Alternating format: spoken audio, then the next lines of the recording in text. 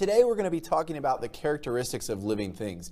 And since we're talking about biology, and that's the study of living things, we've got to understand the difference between what makes something living and non-living. And so when we talk about the difference between the two, we're talking about the difference between biotic and abiotic factors. There are 7 different characteristics or main characteristics that we recognize to define living things. And if something lacks one of these characteristics, then it is considered not living. So it's a pretty standard thing that we use in biology to identify living and non-living entities. The first thing that living things are that we look at, the first characteristic, is that all living things are based on a universal genetic code.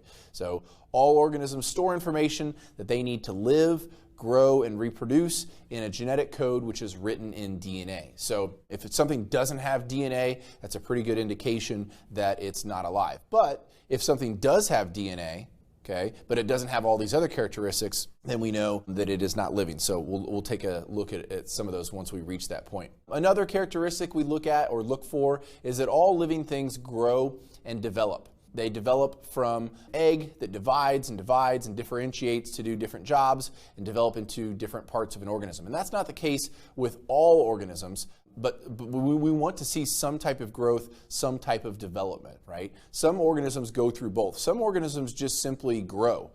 They start off, as a single-celled organism, and they grow into a larger cell, and then that cell divides. And then other organisms go through a whole development, right, where they start off as a larva, and then they have, a pupa stage, and then they have an adult stage, and all those different things. So, but there's got to be some type of growth and development taking place, whether it's a single-celled organism or whether it's a multicellular organism like ourselves, where we're going from a fertilized egg all the way to a multicellular organism. Another characteristic, the third characteristic we're looking for in living things, is that living things respond to their environment. Organisms are going to notice and react to stimuli from their environment. And a stimulus is nothing more than a signal to which a living thing is going to react. So it may be danger. It may be food, it may be the introduction of some type of nutrient, whatever the stimulus is, if the organism is going to respond to it, and it may be subtle, it may just be to move out of the way, it may be to move towards light, it may be to move away from light. So even single-celled organisms are going to respond, even very simple forms of life are going to have some type of response to most stimuli. And that's just, again, the characteristic that we're looking for. The fourth characteristic that we're looking for is that all living things reproduce. Not all living things reproduce the same way.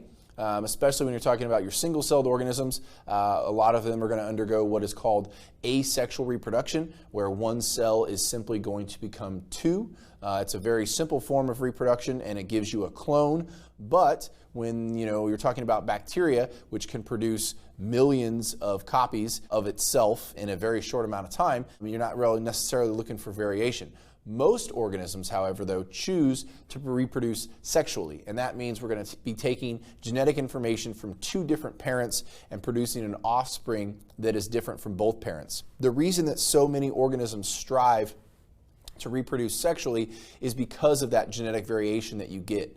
And genetic variation within a population is always going to create an advantage. It's going to make it so that you have individuals that are different from one another. So when the environment changes, some organisms are going to be better suited. When you're all clones of one another, if a disease enters your environment and it kills one of you and you're all clones, it kills all of you. If you're genetically varied, when something enters your environment like a disease or drought or something along those lines, some of you may be susceptible to it, and because of your genetic variation, some of you may not. So like I said, most organisms, and that would include plants, reproduce sexually. It's more work and it's more effort, but as we've discussed before, the payoff in that genetic variation is definitely worth it. The next characteristic that we're going to look at is that living organisms are going to try to maintain some type of stable internal environment, and we call that homeostasis. They need to keep conditions inside as consistent as possible, even when the external conditions are changing. So, like I said, this is homeostasis. We're going to regulate our internal conditions. When you think about humans, there's a lot of different things that we regulate. We regulate how much water we have, how much waste is built up, when we're hungry, when we're tired. All of those things are regulated through trying to kind of stay homeostatic, right? If we're tired, we sleep. If we're hungry, we eat. If we're thirsty, we drink. And we're just trying to kind of keep all of those things in check. And really that all goes kind of back to the cellular level, right? At the cellular level, cells may be saying, we don't have energy. And then so you're getting cravings that you need to eat because your cells are requesting some energy there. So another characteristic we look for is that all living things get and use material and energy. So they have to take in materials to grow, to develop, and to reproduce. This characteristic is known as metabolism.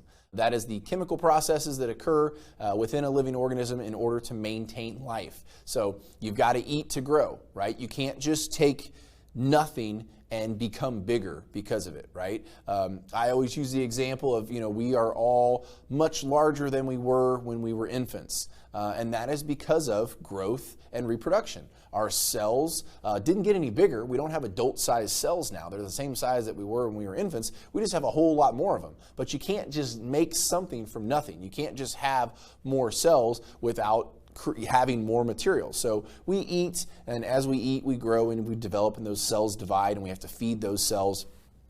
So all of those things have to happen, and we have to metabolize it all. If we can't take in food, break it down, and get the energy out of it, then it's worthless to us, right? We can eat all that we want. I could eat a whole bunch of grass, but my body is not designed to digest grass. I wouldn't get any energy out of it. I wouldn't get any calories out of it, and so my stomach might feel full for a while, but once it passed through my system, I've got nothing to show for it. So I've got to be able to metabolize the food, turn that into energy, and then take that energy and use it to grow. So that's a really important characteristic that we look at there. Another characteristic that we look at is all living things are made of cells, and this is part of the cell theory. So what things can be made of just one cell, if it's a unicellular organism, or it can be made of lots of cells, like the human body. The human body is comprised of roughly 33 trillion cells on an average adult. So that's quite a few cells, and they're all working together, right? They're all coordinated and carrying out the things to make life possible. We have to be made up of cells that can grow and respond and reproduce, right? We can't just produce cells that don't do anything. Those cells, in turn, have to be able to respond to the environment and make copies of themselves. So all of these characteristics are necessary in order to say that something is alive. And like I said, most things it's pretty easy to tell when something's living, because we see it. If we see something move, we say, okay, is it moving under its own power?